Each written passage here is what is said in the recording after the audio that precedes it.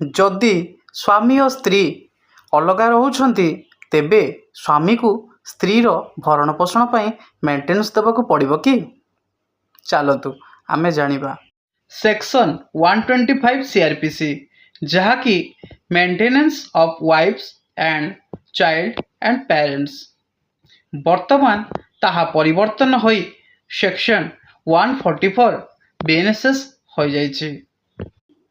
किछि कंडीशन रे स्वामी स्त्री को मेंटेनेंस दे न पारंती चलतु से सब कंडीशन कौन मु आपन को कहूची। प्रथम कंडीशन जदि स्त्री अन्य को पुरुष संगे संबंध बनाउछंती एवं तांकर आडल्टरी को आपण कोर्ट सामने प्रमाण करि पारुछंती तेबे सेही केसेस रे आपण को मेंटेनेंस देबाक पड़िबो नाही। द्वितीय कंडीशन जदि स्वामी और स्त्री दी जनकर सम्मति रे से माने अलगा रहउछंती तेबे आपण को मेंटेनेंस देबाक पड़िबो नाही। तृतीय कंडीशन जदि स्त्री निजर भरण पोषण पाई आपण को पाखरु कंप्लेन करूना मेंटेनेंस पाई फाइल करूना तेबे आपण को मेंटेनेंस देबाक पड़िबो नाही।